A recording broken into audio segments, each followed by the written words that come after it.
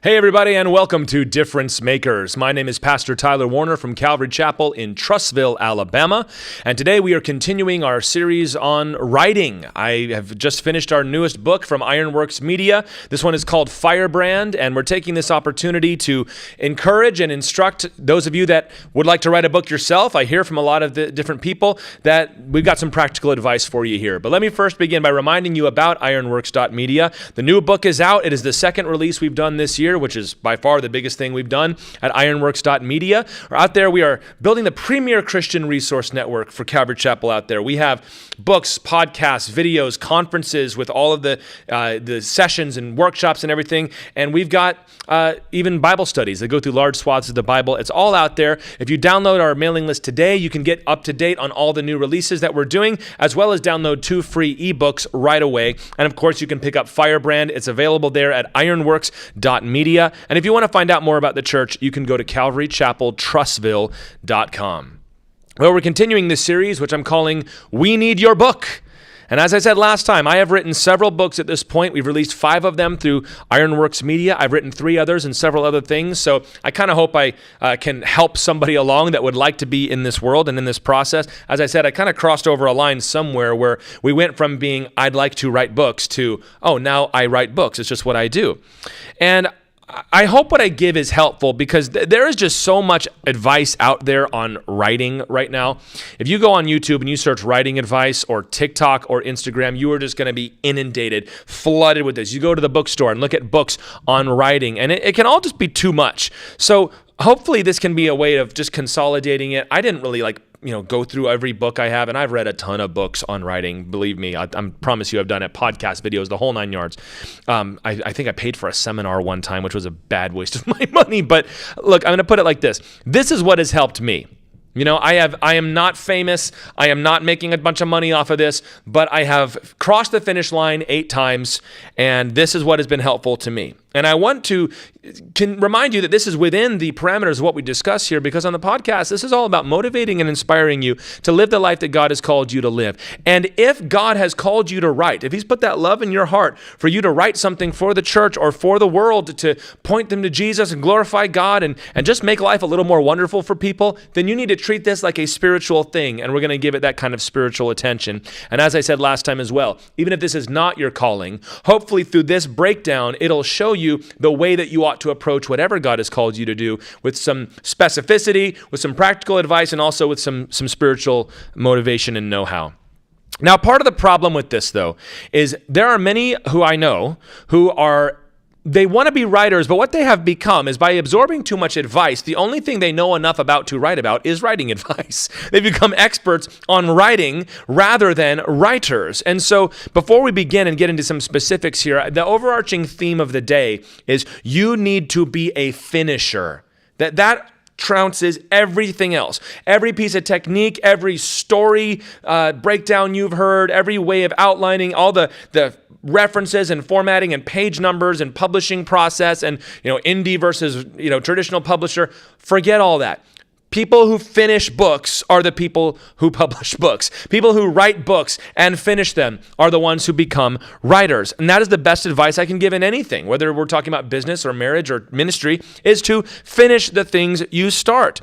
I've known too many people who play with their book. They play with their idea for way too long. I've been in writers groups before, and one of them, I remember there were several people who would spend forever, years, writing one story.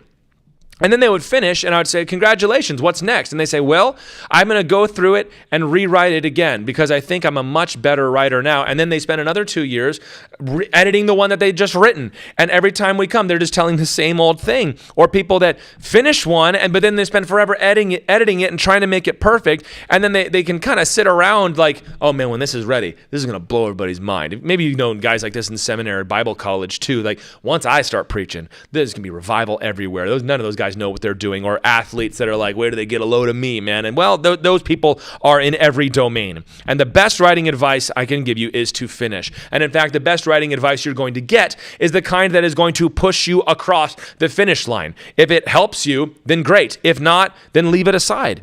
You can learn more through finishing a book than anything else. You learn more through that first completion, writing the end, than all the books and all the Masters of Fine Arts and all the everything else. And that's true for all sorts of things. You learn more from preaching for a year than you're ever going to learn in seminary. You learn more from that first marriage counseling appointment than you ever did in your psychology class or whatever it could have been. You've got to finish. And once you finish, you're ready for the next one. And the joke about this is once you finish a book, you have become a better writer than the guy that wrote that book. So you go back and read it and you just cringe like, oh man, look at what I was doing. But you're always going to feel that way. And that doesn't mean that it's bad. That just means that you have improved. And it's like the only way to improve as a painter is to finish paintings. The only way to improve as a writer is to finish writing. Every iteration is a level up. You are leveling up as an author.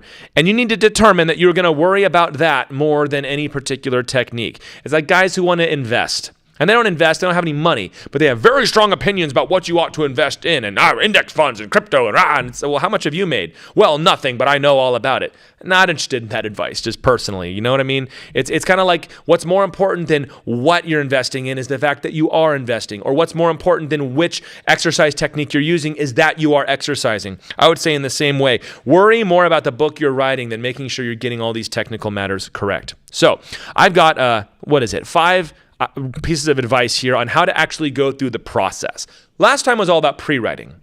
Last time was all about taking an idea and preparing yourself to actually write chapter 1 and begin and write that first word.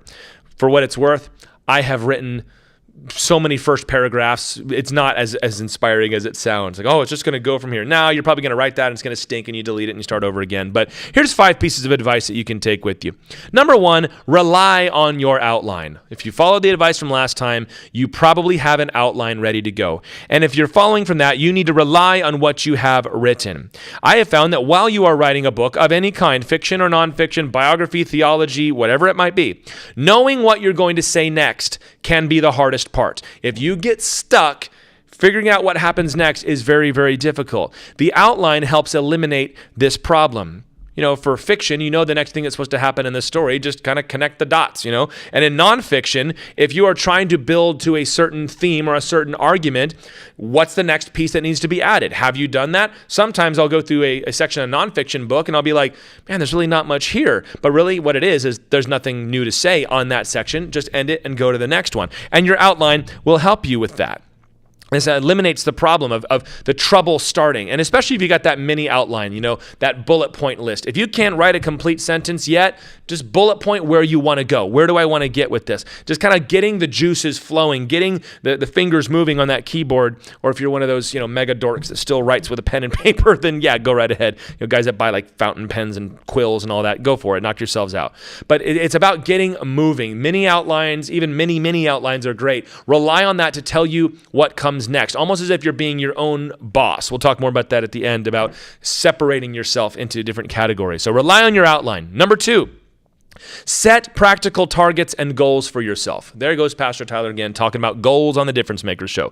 Yes, I'm a big fan of that. I'm also a big fan of setting targets for writing. And if you're not familiar with this, I'm going to just let you know. Writers tend to talk about this in terms of how many words they have written. Not so much, I'm going to write a section, I'm going to write a chapter, I'm going to write this percentage of the book. No, you just say, how many words am I writing today? A typical paperback book has 250 words per page. So you can kind of break it out from there. If I'm not mistaken, Firebrand right here was 63,000 words. So I'm not going to mess up probably going to mess it up. You can see it's about that thick.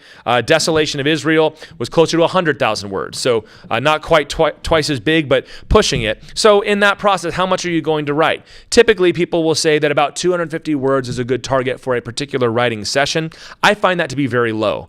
I found that if I can get cooking, I can write as much as 1,000 or 2,000 words at a time while I'm writing. Although I do think, since I've been, like I said, I've been doing this for so long. I've been writing sermons. I've been writing, papers for school. Been under the gun every week, multiple times a week. I know how to just get stuff down on paper. So I suggest something reasonable, something like 500 to 1,000 words to start per day, 5 days a week, whatever it is you want to do. Set yourself a goal. You know, by this date, I want to have this many chapters written, and that means it'll be about this much, about 3,000 words a chapter, let's say. So how many is that per day? And then, work backwards. We talk about this a lot. Set those deadlines. When you're writing a book for yourself, unless you've got a contract from a publisher, which I've never had, you have no external deadline. So you need to set an internal deadline that you are going to follow. Reduce the number until it's manageable for you, and then raise it as you go along. I believe in hard deadlines. I'm saying this is going to be done by this date. There was one time where I announced when something was going to be ready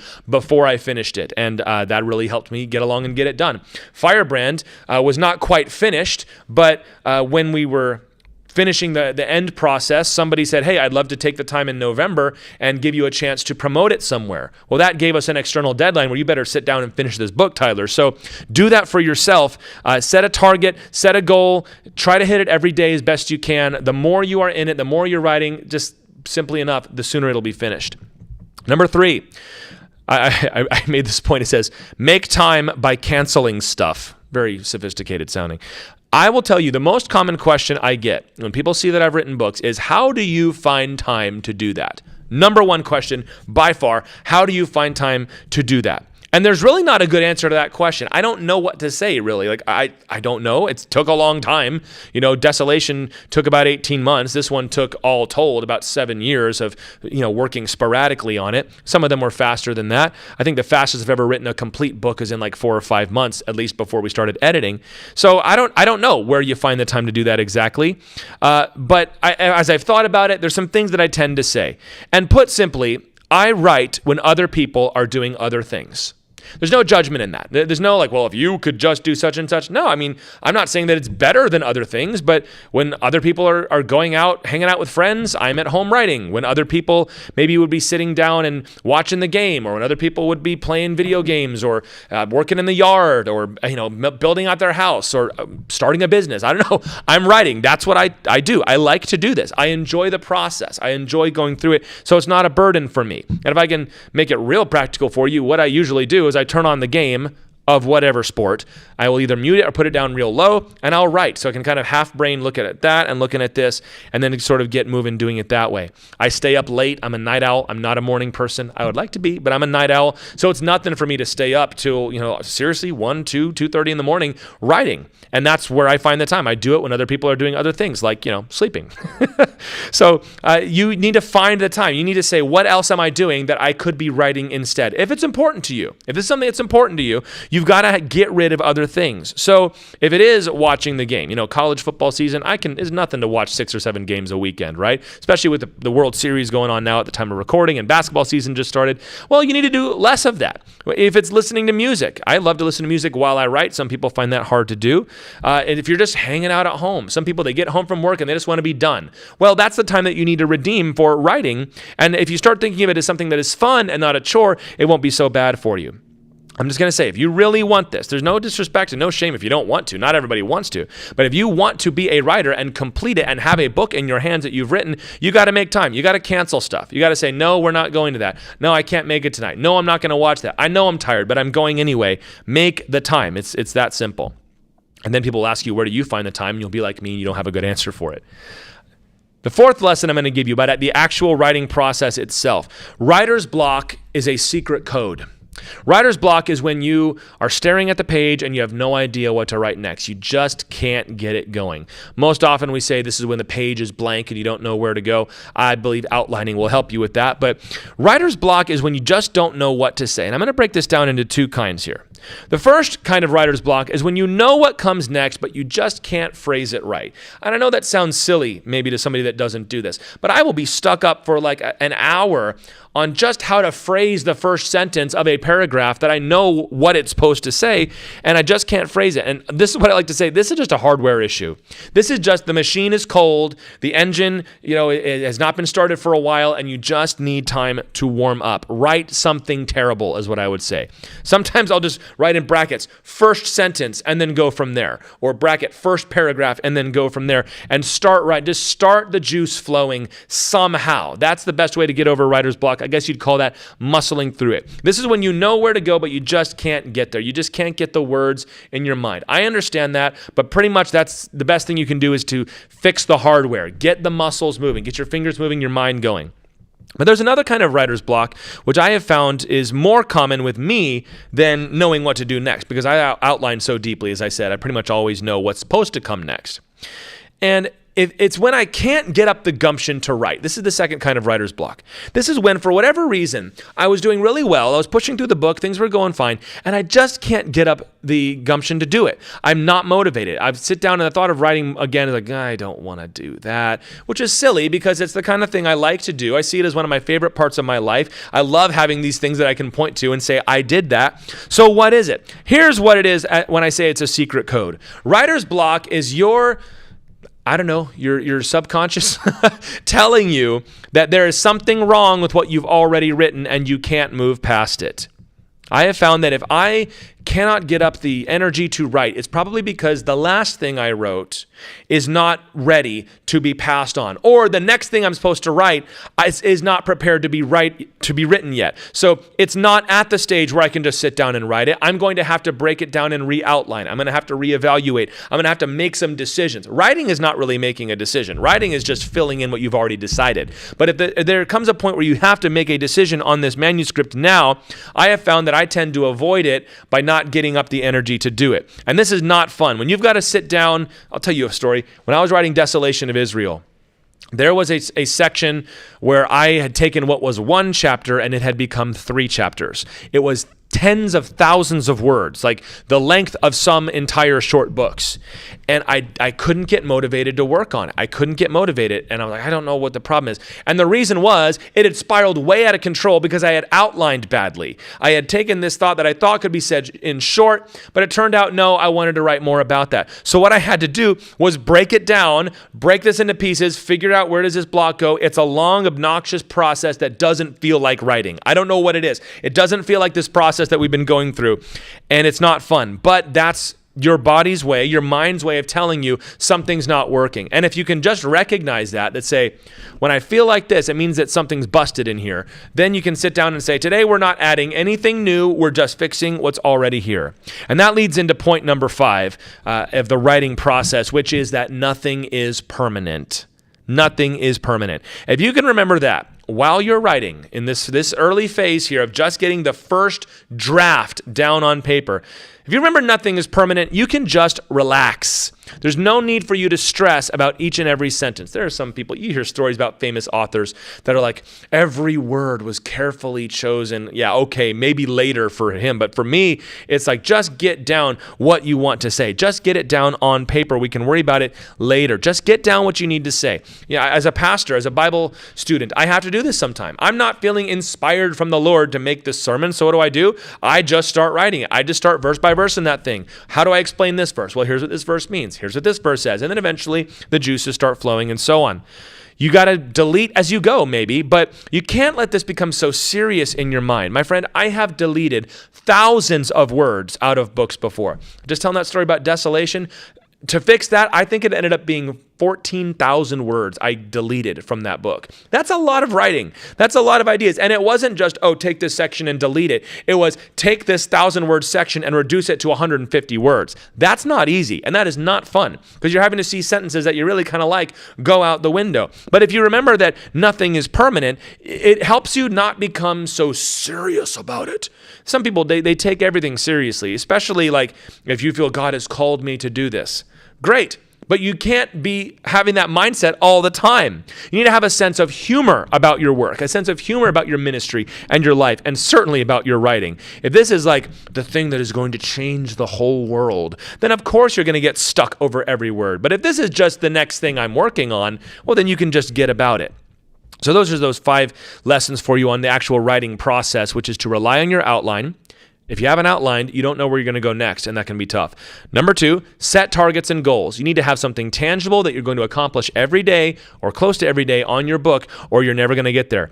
Number 3, make time by canceling stuff. Where does the time come from? You've just got to figure it out. When you would normally be doing something else, be writing instead. Number 4, writer's block is a secret code. By that I mean you are either entering in a section that you don't know what to do and you need to go back and outline it, or something's not working in the structure of your project and you're going to have to take apart and figure it out. Number 5, nothing is permanent. You can delete anything and replace it at this stage of the game, so don't treat it like you've just written it in blood when you're writing down a chapter. Because, as I said at the beginning, coming back here at the end now, finishing is the most important thing. This first draft is the hard part. The rest of it is really not that difficult. Once you write it, then you can fix it. This is what I say all the time. Once you write it, you can fix it. If I write a sermon for Sunday, if it's on paper, I can fix it. If it might not be what I want it to be, but I can fix it. If I finish the manuscript of this, I can fix that manuscript. And this is true about so many areas of life, but we're talking about writing. Lots of people have this strange idea in their mind, and it's probably because we spend years thinking about finally writing that book, finally finishing it. And once you finish that first draft and you write the end, there's such a sigh of relief that comes where you go, oh, I'm done. But it's not true. And if you remember that that's not the end, then you won't stress so much about it. You can just say, all right, let's let it be what it is. Let's let it exist first, and then we can come back and we can tinker with it. It is on paper. It might be a giant stinking pile of garbage, but now we can make it worth something. I do editing as I go. I like to kind of reread where I've been before I start the next session, and that's a lot of, oh, that word doesn't work, or let's add this instead. But that's really not what I'm talking about. I'm talking about having a finished stack of papers or a finished file on your computer that you can now go into and fix it. And this is what I was talking about a little bit earlier, but I'm going to hit it a little harder now. You kind of separate yourself into different jobs. If you think of yourself as the one I've got to construct this masterpiece that is going to change the whole world, worry about that later. When you're daydreaming on your own time. You need to think of yourself as different people, like a movie studio maybe. You've got an idea guy. The idea guy's job is to come up with the idea, flesh it out, and then pitch it to yourself, right? Is this any good? And then you look at it and you evaluate it, as your own editor. And you say, this idea stinks. Then you throw it back in your own face. But if you think of it, the idea guy, now you've got the actual writer. And the writer's job is not to make it the most glorious thing. No, the writer's job is to take the idea that was given to you and then make it happen. Make it be a full story. Now we're not dealing with an idea. Now we're dealing with a script. Now we're dealing with a book. Now we have a manuscript. And then that person hands it over to the editor guy. And his job is to say, oh man, this terrible piece of garbage. Let's see if we can make something out of it. If you can segment it in your mind like that, it can be very helpful. And that attitude helps as you're writing because you go, fixing it is not my job.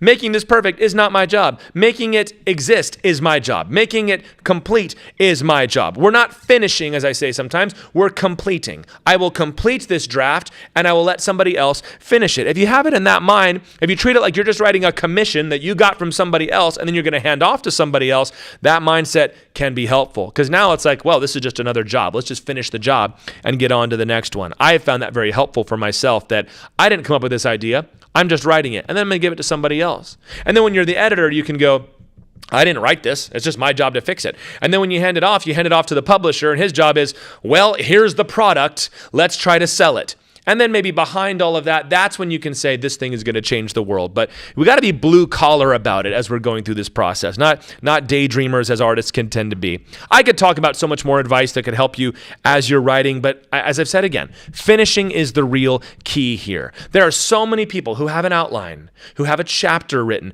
who have a rough draft. My writing advice to you is finish it. I was just at a conference, the Calvary Chapel Mid-Atlantic Conference in Virginia, and I had the books out there, and everybody was so supportive and so great. But I had about a dozen people tell me about some book idea that they're some stage of finishing, and to all of them, my word was, finish it. Just finish it so that we can fix it together. And maybe someday this will be part of Ironworks Media's contribution to the world, as we can do the editing for you. But right now, I want you to be able to take this seriously as a calling from God that He is going to use for His purposes. We need your book. We need it. We need your version of Firebrand or The Desolation of Israel or Struggle and Surrender or whatever it is. We need that from you. And it's never going to happen if you don't get down and actually get into the mud and do the work here. And I know how it is. At every step of the process, you wish you were at a different one.